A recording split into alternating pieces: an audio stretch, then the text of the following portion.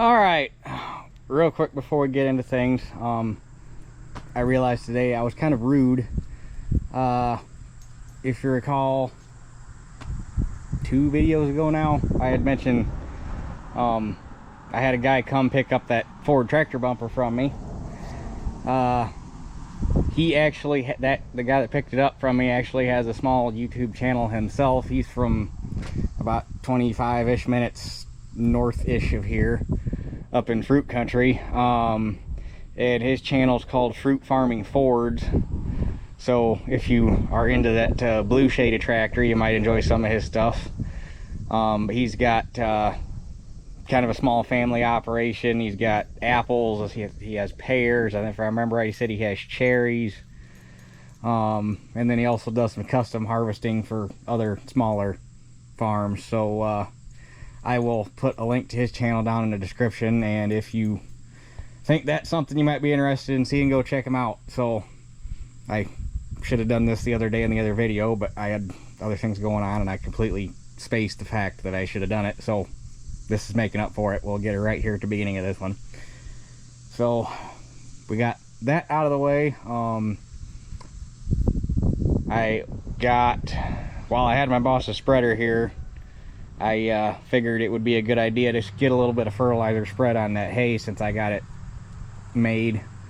So the hay that we just baled the other day, that field, I put on 200 pounds of triple 12. Just because it was easy. It was in bags. Helena had it in stock. They had that. They had 25.5, 18, 20. It was 25.5 something. And then they had another blend that had weed and feed in it, which you don't want to do that on a mixed hay stand because you'll end up losing your broadleaves. So anyway, where did they run off to? Okay, making sure. They beeline for the road. So like I say, that gets a little bit of something on that field to hopefully wake it up a little bit. I'm curious to see what it does next year, because usually on a hayfield your first year is kind of meh to begin with, and then you hit that second year where everything kind of hits its stride and it's got a root system developed and your plants are mature and whatnot, and then it usually takes off and you start getting something out of it. So anyhow, on to the project that we're actually here to work on. So this quick cut bar, hopefully getting shit canned. I say hopefully because until the other bar's on here, this whole thing is just theory. I ordered a Crary golden cut cutter bar, complete knives, guards, sickle bar, whole 9 yards. The only thing that it doesn't come with is the drive, which is fine because for the kit they got, they don't. Basically what I had to do was get a kit for a white 900 series flex head, which is basically this head for the most part, except they got rid of the Pitman drive and went to a wobble box drive, and they beefed it up just a little. They beefed the whole head up just a little bit, but for all intents and purposes it's this. Heavier reel, stuff like that. So I made 2 phone calls out to Crary, the actual company, verifying dimensions and stuff, and they are pretty sure it should fit. The dealer I ended up going to, because unfortunately Crary won't sell direct, which they really should. It'd make life a lot easier. The dealer I ended up going through, he called Crary multiple times to make sure it would fit. So in theory everything should fit. The only thing we're gonna have to change is the bolt spacing is obviously going to be different for the Crary sickles.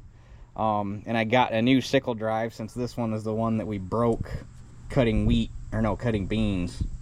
Yeah, cutting beans last fall. Since I broke this one, I got a brand new one from Maybaugh sitting down in the barn ready to rock and roll.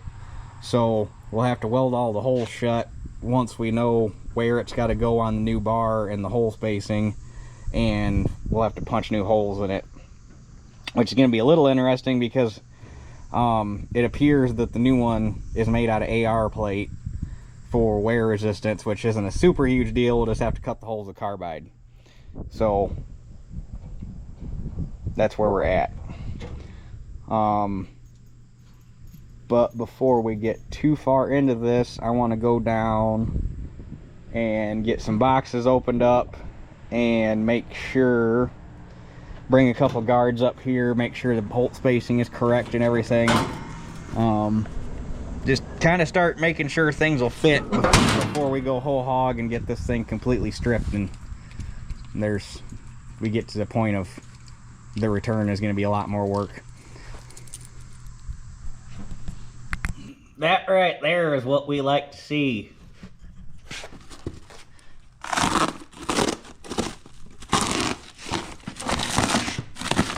Unfortunately, in today's world, it could have been made in the USA with Chinese steel, but you take the small victories when you can get them anymore.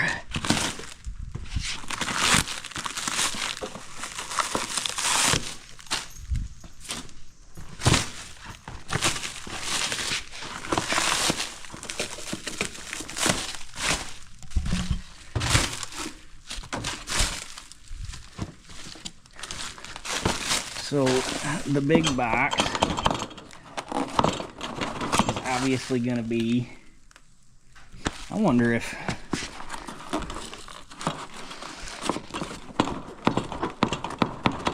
that's awful flexy.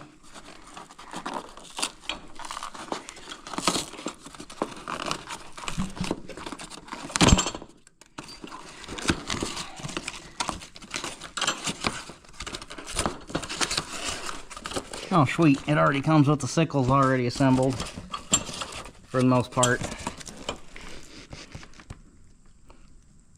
I will probably just end up having to move the long bolts because they are probably all on one end for a ball joint style, wobble box drive style where your drive's down at the end. I'll probably have to move the long bolts around to match where my drive is going to end up.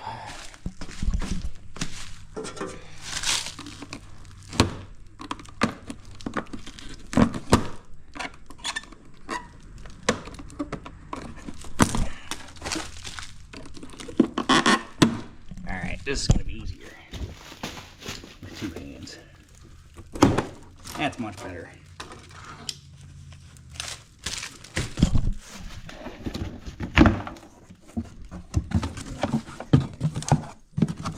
Ooh, shiny parts.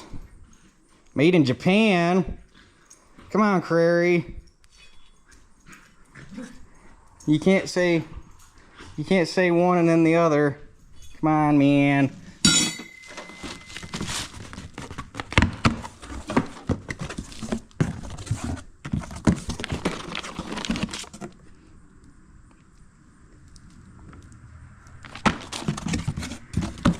And this is all my hardware, shims.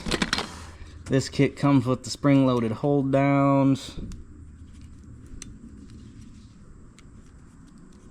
I wonder what the rubber bands are holding on.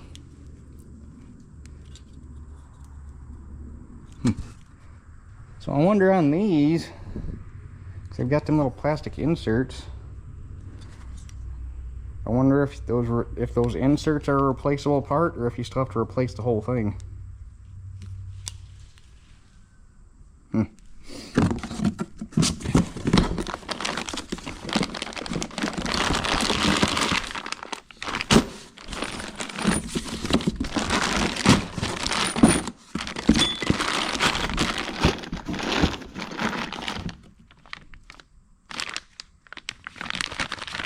Well, what's this one do?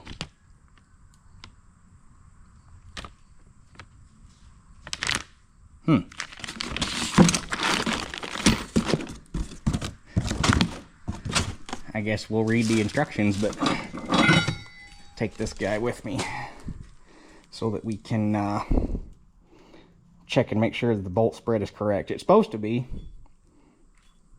Come on, Crary. Made in Japan. Ah, well, it's better than made in China. Since the Second World War, Japan has actually been a really good ally to us, so you can't knock them too hard. Anyhow. Alright, I checked, or held the guard up there. Bolt patterns are good on the guards. That's a 3/8 thick backbone on that bar. The guards are for a 3/8 inch thick backbone. We're good there. Actually, apparently the guards are for multiple thicknesses of backbones, because it says here in instruction point number 4, bolt guards and hold downs to header, do not tighten, blah blah blah blah blah. Use shims to adjust wear pad clearance to 20 thousandths. Shims shouldn't be needed if platform is 3/8 or thicker. So apparently the way they do their guards, there's a range of thicknesses of bar they'll fit. So we're all good there. The only thing that's goofy is apparently I don't know if they discontinued, if you want to call it that, the kit for the white heads, but they actually sent me a kit for a Massey 9100 and 9750 series head, which I think that's the series that kind of halfway carried over during the white buyout when Massey bought the rotary line and whatnot. So they must have done something a little goofy with their cutter bar, and for some reason had an odd number of holes, which is why we have that one single point guard. And the other thing that's weird is it shows starting the guards, unless this is a cutoff, which it very well could be. But regardless,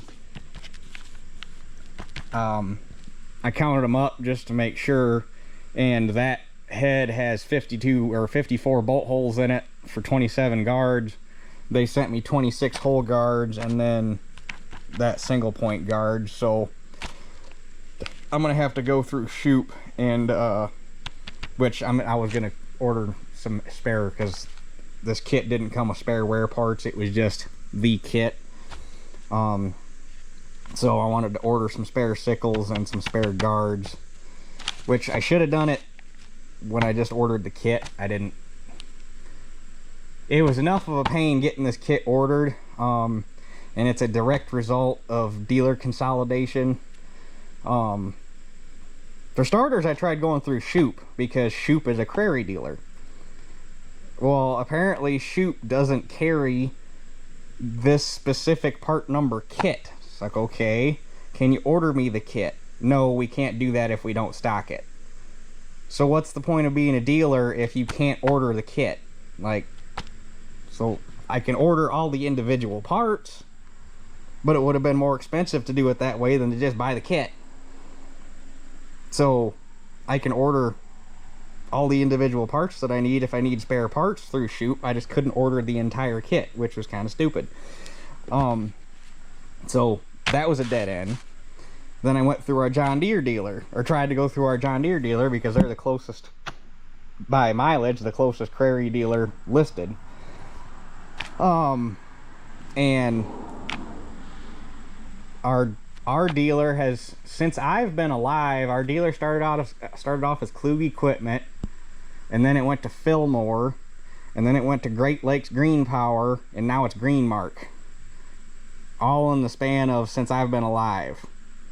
And actually, I was old enough to still remember it being Klug's, so I was probably maybe 10 or 12 when they sold out to Fillmore.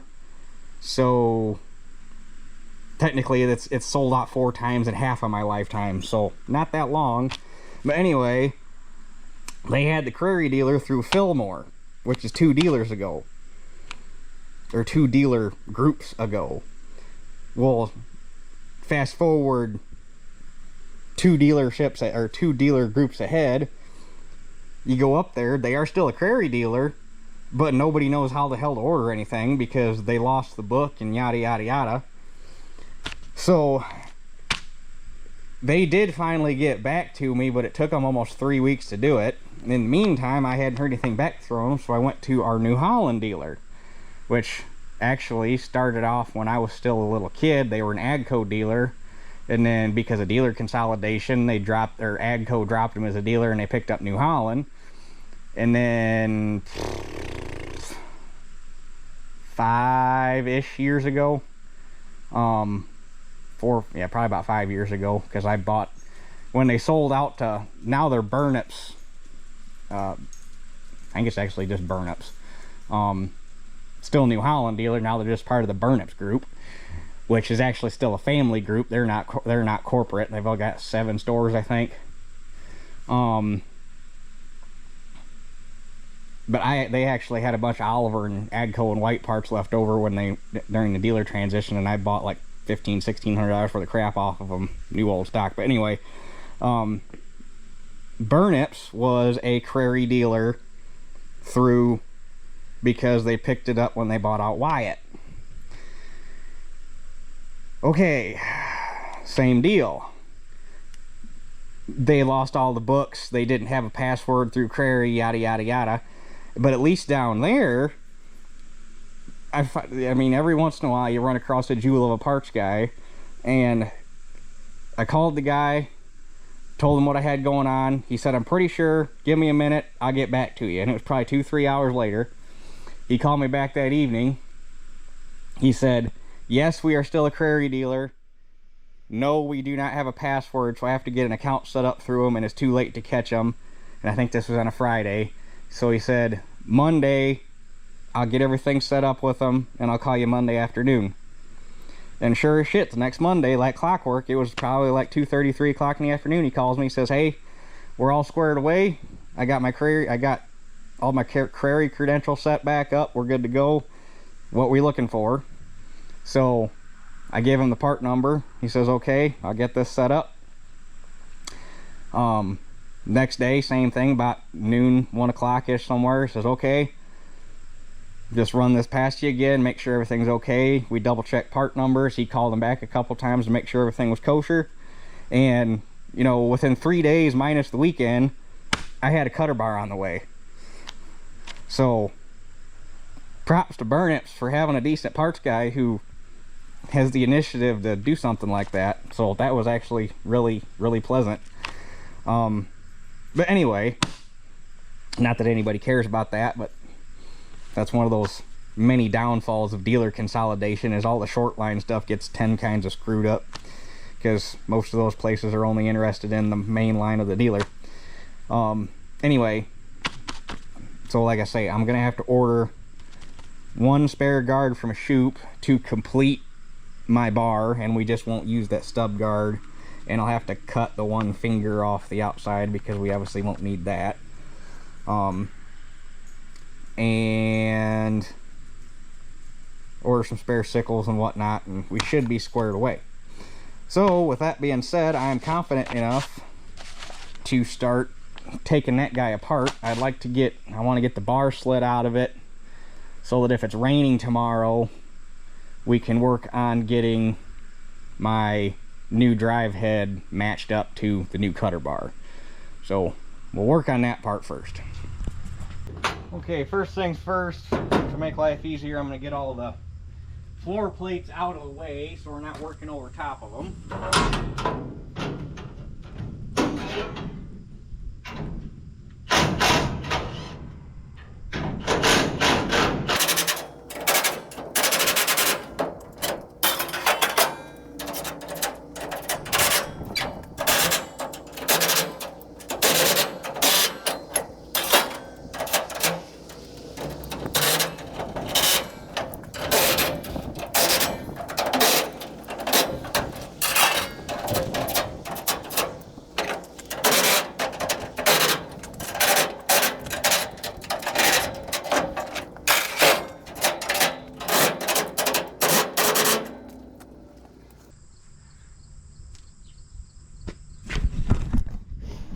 Alright, now we have to get this whole menagerie of stuff loosened up.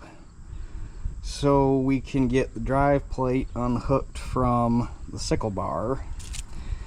But I got a new sickle drive plate, which,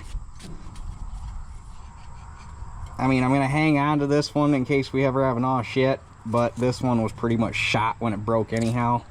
So, and then I got new top wear plates, and unfortunately the bottom wear plate is discontinued. And she couldn't find any new old stock anywhere, at least in the system. So it's not to say there's not one sitting on a shelf somewhere, but it's sitting on a shelf somewhere that's not in a computer system, so good luck finding it. But I got new top hold down plates as well, so 90% of this will be new, at least the important stuff. I just remembered, before I get too far into taking this apart, I wanted to check the stroke on it. I think, I mean, by the wear marks and everything, this should actually make a 3-inch stroke, even though these are only 1.5 inch prongs on the sickle.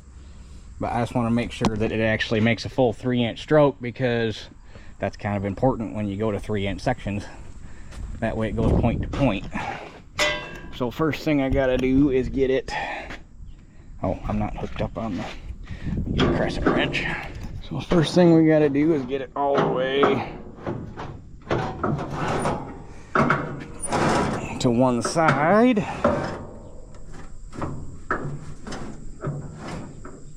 And the stroke is gonna be a little goofy because it's still in the locked up header position from cutting wheat. But we can get a rough guesstimate here. So let's just say that knife and that guard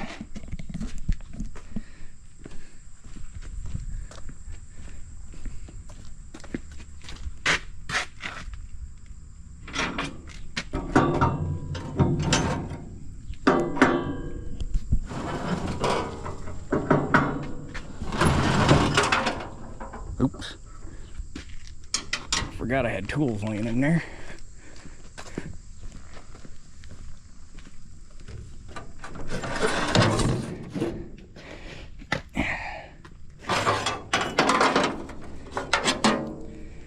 Bear with me here.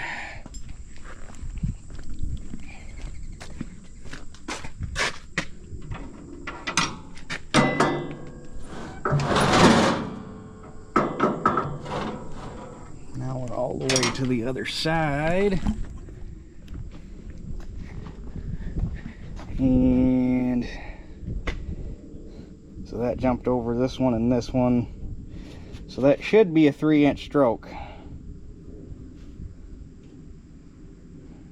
So we should be good. And if we get the other bar on there and it is not good, which that's got to be, that wear mark's got to be 3 inches. If we get it on there and it's not correct, basically what I'll end up having to do is order a new, or steal it off of one of my other heads that we don't use. That right there. But that looks like the same amount of throw that's in my other ones.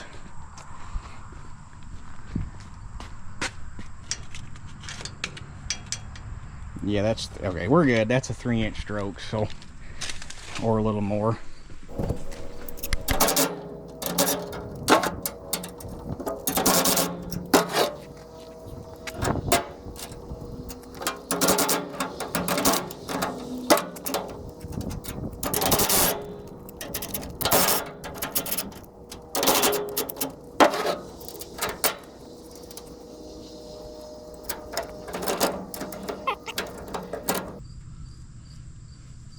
I don't want to disassemble the whole thing because I kind of want to leave it halfway the way it goes so that you remember as you're putting stuff back together with the new pieces how everything lays out. So this will be enough to let me slide the sickle out. I think we'll be alright. But now I got to go down through and bust all the hold downs loose so that we're not fighting them sliding the sickle out.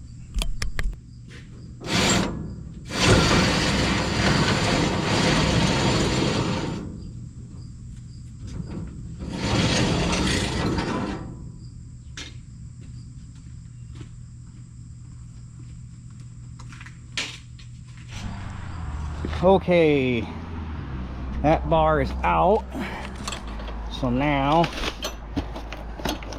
it's gonna be easier just to destroy this box than try to slide them things out.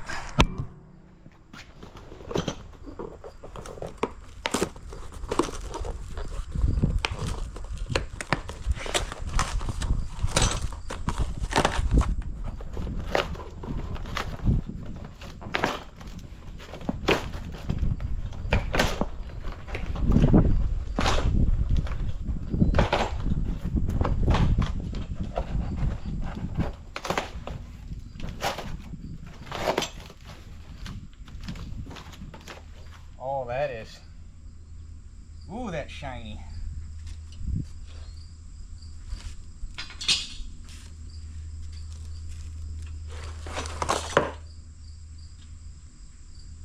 Well, look at that. They even got the bolts down. Huh, I'll be doggone. Wonder if they're in the right spot. Unless on the Massey heads, the Sickle drive was down here somewhere too, but unless somebody, I don't know if you guys, I probably didn't have that camera angled for shit for doing that, did I?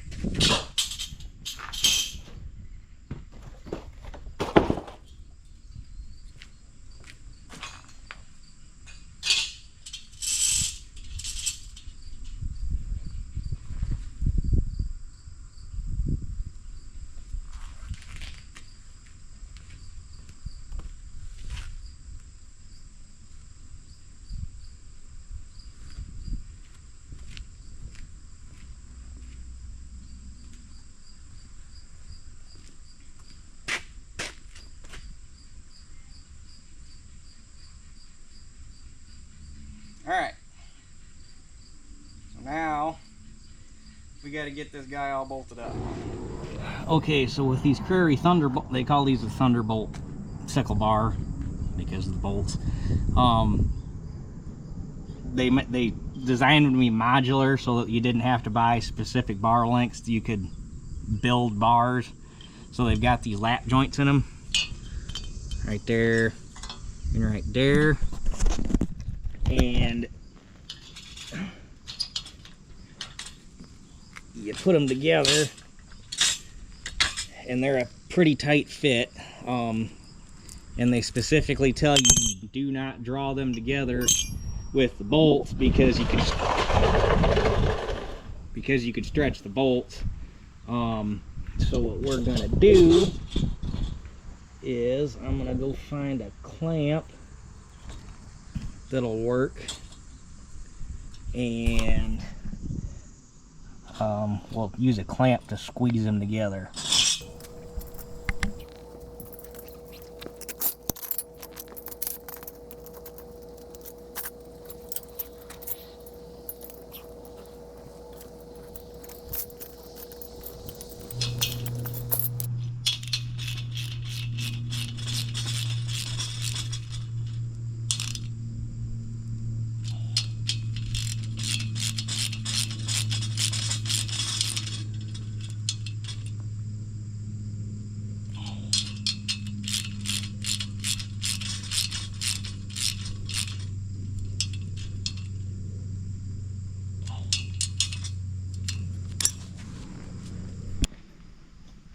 Okay, so looks like things are going to work out pretty good here. For some reason, the new bar is 160 inches. It's like 13.5-ish foot, but 160 even, and the old bar is 162 inches wide. So you basically line up point. Ow, that hurt. Hey, there's a prop divider there. It's the second time I've slammed my head on something today. So basically point to point. I don't think that's going to have any effect on anything. So I'm not too worried about it. And if it is, I think there's enough room. Instead of these half guards that they have, just buy a couple whole guards and punch the bolt pattern in them, and away you go. So anyhow,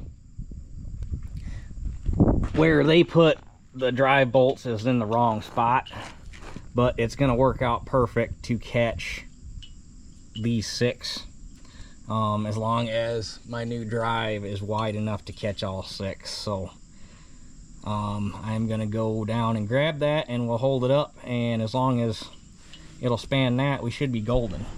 All right, so I got the new drive head, and it is close, but it does have enough meat to catch all 6 of those bolts. So I'm gonna have Dad look at it, see what his opinions are, because the other option we have would be to shorten this just a hair, just come basically just inside this outside set of holes and cut it off and catch. We have to obviously punch new holes in the bar to match, but catch 2 more bolt holes here since we got the option in the Sickles, and just add two bolts to use in this area. So I'm gonna talk to Dad, see what he thinks. Yes, Teeter. Everybody likes seeing you guys. That's Crazy Eyes right there. But it sounds like we got a game plan. Dad doesn't see any problem with as long as you know we're inside the width of the nuts. There should be plenty of meat on the outside of that little tab there. Obviously gonna have to weld these holes shut. Dad's got the TIG off site on a job, so he's gonna take this to work with him tomorrow and TIG these holes shut and get some carbide bits, because we're pretty sure it's AR plate. Don't really have a way to Rockwell it to figure out exactly, but it acts like AR plate when you strike it, so carbide should cut it. Then it's just a matter of chucking it up in the mill, and the back spacing on these holes is the same on both bars, so you just pick up the center and run right down like you would. And like I say, all we gotta do is punch that hole pattern in, and then this will bolt right on. And what we're gonna do is, since these bolts are tapered, we're going to chamfer the holes and use these like lug nuts and actually flip them over and run them down and use the nuts to locate the drive head, and that'll give you a lot less chance for chunking back and forth and stuff coming loose. But we'll be picking up 6 bolts on this bar. There were 6 bolts on the old bar. Should be plenty. It's only a 13-foot bar. It shouldn't run that hard. And that same drive head got used all the way up to, I think, an 18 or a 20-foot bar, whatever, however big this series. I think this series went up to 20, I think. At least 18. But anyway, 6 bolts should be plenty for a 13-foot bar. So, and like I say, I don't think the inch on either side is going to make a difference, because the 2 outside prongs on this bar never cut anything anyway. They never even got shiny. So, I don't think we're going to have any issues there. So yeah, and I should have a bunch of these bolts already, because these are the same bolts that I ran on the 525, because it had a Crary bar in it. So I should have a bunch of bolts. I'll just have to get some Sickles and some guards. According to the book, the plastic wear strips on those hold downs are replaceable. Shoot carries them, so we can get wear parts for those hold downs, and you don't have to replace the whole hold down, which is slick. So yeah, I think we got a game plan together. Everything looks like it should work appropriately. Like I say, the only possible hiccup there could be is the fact that this bar is 2 inches shorter, but 2 inches on a 13-foot head ain't that, I ain't worried about it. So that should get us a game plan. So I guess tomorrow, weather permitting, we'll start swapping guards, because obviously I'll probably have to do them 2 at a time, because the new guards have those dorks hanging off the side. but I still want to do them as we go, not just strip the whole bar, and that way stuff ends up about where it needs to be. So I guess with that being said, I'm gonna get things cleaned up and we'll call this a video. And that's it for this one. We'll catch you guys on the next one.